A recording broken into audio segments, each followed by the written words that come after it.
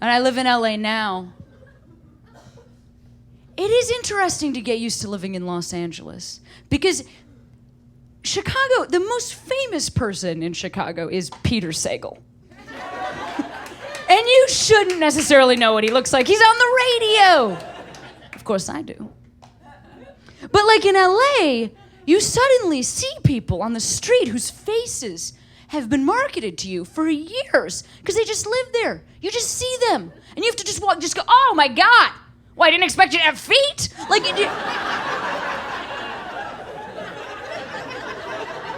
you're supposed to process this as if it's nothing. And it's supposed to happen right away.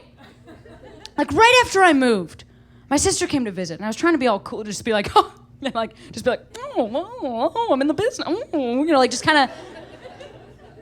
So I took her out to dinner, and we're sitting there at dinner, and Anne Hathaway comes and sits at the table next to us. Now I was trying to convey to my sister this message, like, oh, that's weird that we are seeing Anne here and not at my house where we usually hang out for friendship. I was, because we're both in the business. Like I was trying to convey that. But instead, my sister goes, oh my God, that's Anne Hathaway. Who was the first movie that she was in again? And I just go, The Princess Diaries! Like that loud and while standing up. The Princess Diaries! I was so embarrassed. I was ashamed. Then I thought about it and I was like, I think you get one. I think you get one. I think the first time you visit or move, I think you get one. Just one time. If Anne Hathaway or some other Oscar winner, by the way, she fucking deserved it. Oh, that scene in Les Mis, when I saw it, I just turned to my fiance and I said, that's it right there, the Oscar.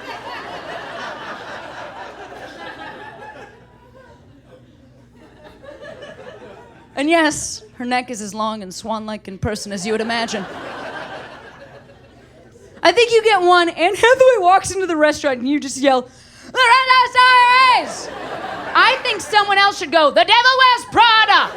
The Dark Knight Rises! You just keep going like an oral IMDb. Till you've all gotten it out of your system so you can relax and eat your mussels or whatever. I don't want you to think I can't learn. Can't learn from my mistakes. Because just a couple weeks after that, just a couple weeks later, I was at a show. And sitting in the audience at this show was Christina Hendricks. You guys know who I'm talking about? It's Joan. It's Joan from the television show Mad Men. Joan from Mad. She's got red hair. Like, because she exists, we can stop making women. You guys know who I'm talking about? Like, the night that she was in the audience, she was wearing no makeup and a muumuu because she's fucking perfect, but you figure it out!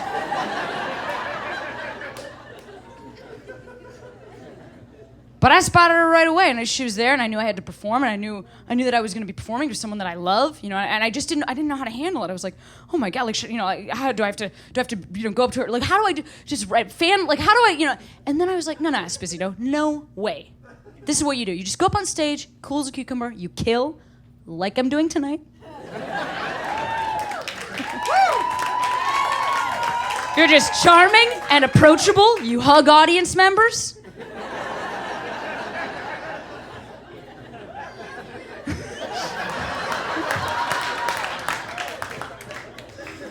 And then afterwards, if she's still around, you can go up to her, and just, then she'll get it, you're both entertainers,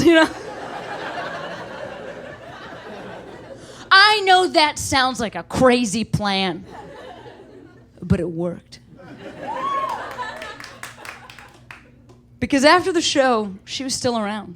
And I went up to her and I just said, hey, you're an amazing actor and I really love your work. You're hot. And she, what the fuck?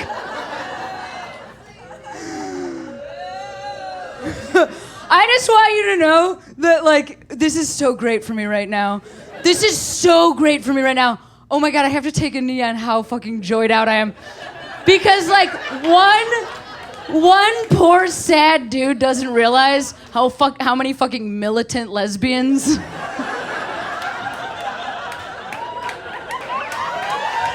are like, shut the have to say anything. Women were climbing over each other with like hunting tools and camping stoves. You let her speak!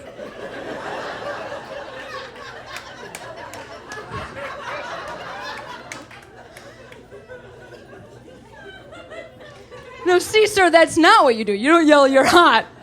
That's how you fuck that right up. You gotta be like, I appreciate your craft.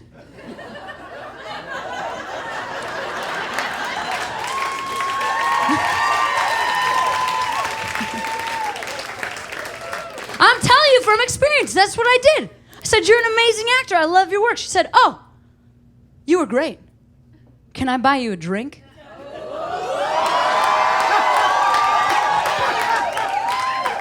You guys, 5 years ago, for no discernible reason, I decided to train myself to drink whiskey. First, I put it in a little Diet Coke, then I drank it on the rocks. Now I drink it neat like you should. It burns like the fire of Hades going down, but it implies Gina Gershon and a motorcycle. So I want you to know that night when Joan from the television show Mad Men kicked it to me and was like, can I get you a drink? The first thing out of my mouth, I'll just go, oh, I'll take a Gentleman Jack. Neat. Do you guys understand what an amazing order that is? Gentleman Jack, that's like a high level, but like mid, like price. It's just like, yeah, I know you're doing great, but I'm not gonna bleed you dry. Like it's establishing trust. And then I ordered it, I ordered it neat so she knows I can take it. I ordered the.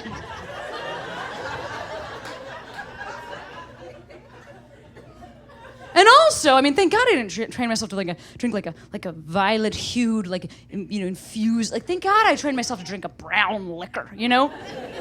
When a cast member from the television show Mad Men asks to buy you a drink, you gotta order something that will look great on a credenza. That's when I ordered. You guys, we hung out for 1.5 hours.